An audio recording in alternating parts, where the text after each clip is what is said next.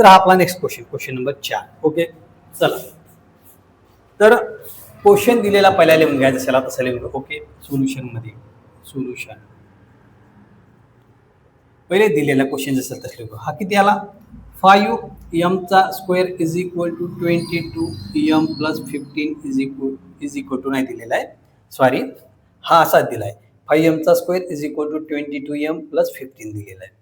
आता कोणताही इक्वेशन जेव्हा आपल्याला काय केलं दिलेलं असेल त्याला पहिले काय करायचं, स्टँडर्ड फॉर्म मध्ये काय करायचं, आपल्याला कन्वर्ट करायचं. काय सगळं करायचं? स्टँडर्ड फॉर्म मध्ये कन्वर्ट करायचं.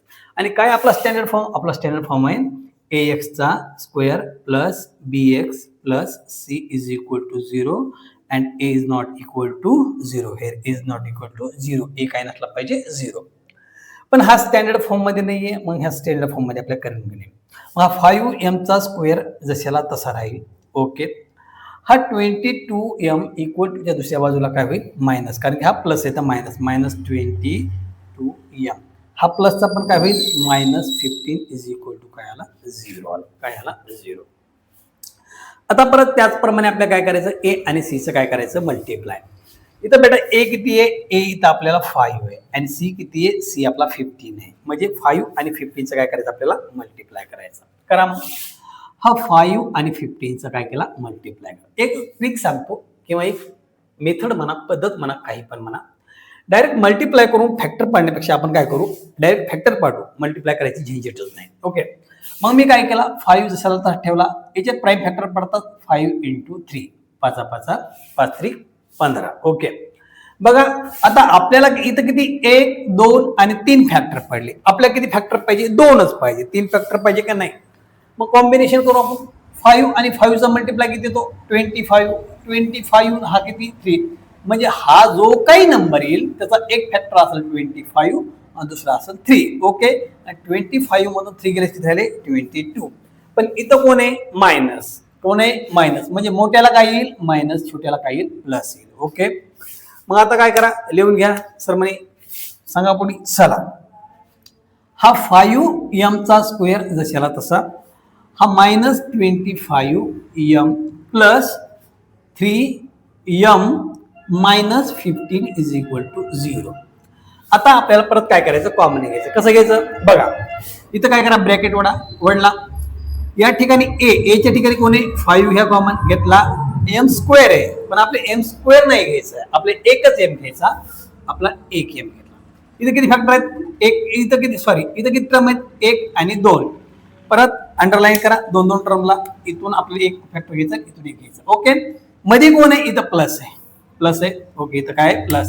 परत इथून कोण घ्यायचा? एमच्या ठिकाणी जो नंबर असेल तो घ्यायचा. एमचा कोणता आहे? 3 घेतला. परत इथे factor is equal to 0. Sorry, परत ब्रॅकेट इज इक्वल टू काय? 0.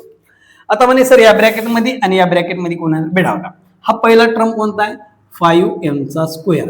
त्याला जो कॉमन काढला त्याला डिवाइड करा. हा 5m. 5 काय झाला? कटला. इथं कोण नाही म्हणजे कोण आहे? 1. इथला एक पावर कटला. कोण राहिला? m. इथं कोणाला? m मध्ये मायनस. परत दुसरं कोणतं टर्म आहे? 25m. 25m ला पण ज्यानं कॉमन काढला आपण त्यानं डिवाइड करा. किती काढलं? 5m. हा m कटला. 5 1 5 5 5 25 म्हणजे किती आला? 5 आला. त्याच पद्धतीने दुसऱ्या ब्रॅकेटमध्ये इथं कॉमन किती काढला? 3 काढला. आणि पहिली टर्म कोणती आहे? 3m. 3m ला 3 ने डिवाइड करा. मग 3m ला आपण 3 ने डिवाइड करा. 3 काय झाला? कॅन्सल. मध्ये इथं कोणाला? m आला. परत मायनस असेला तसा. आता परत दुसरी टर्म कोणती आहे? 15. 15 ला किती मल्टिप्लाय करायचं? डिवाइड करायचं 3 नच. मग 15 डिवाइड किती आला? 3. 3 1 3 3 5 15. इथं कोणाला? 5 आला. ओके, चला आता बघा इथं m-5 आणि m-5 काय कॉमन घ्या. त्याला कॉमन. मग हा m-5 काय झाला? कॉमन आला. मग दुसऱ्या ब्रॅकेट मध्ये कोण येणार आहे? m-5 शेजारी कोण इथं? 5m. मग हाला 5m प्लस इथं कोण आहे? 3. ओके, चला सर, एक तर हा 0 असेल किंवा हा 0 असेल, कारण की काय दोघांचा मल्टिप्लाय 0 आणि 2 नॉन 0 नंबरचा मल्टिप्लिकेशन 0 येणे शक्य नाही. दोन्हीपैकी एक 0 असेल. म्हणून m-5 इज इक्वल टू 0 और 5m plus 3 is equal to काय येईल? 0. हा मायनसचा काय होईल? Plus. m is equal to किती येईल? 5 और प्लसचा काय होईल? Minus. 5m is equal to -3 येईल. ओके, हा परत m इज इक्वल टू 5 जशाला तसा राहील, m इज इक्वल टू 5 जशाला तसा राहील, और हा 5 जो मल्टिप्लाय मध्ये, मल्टिप्लाय कशामध्ये जाईल, तो डिवाइड मध्ये जाईल. मग हा m इज इक्वल टू आला -3 बाय किती 5. हे तुझं फायनल आन्सर. ओके.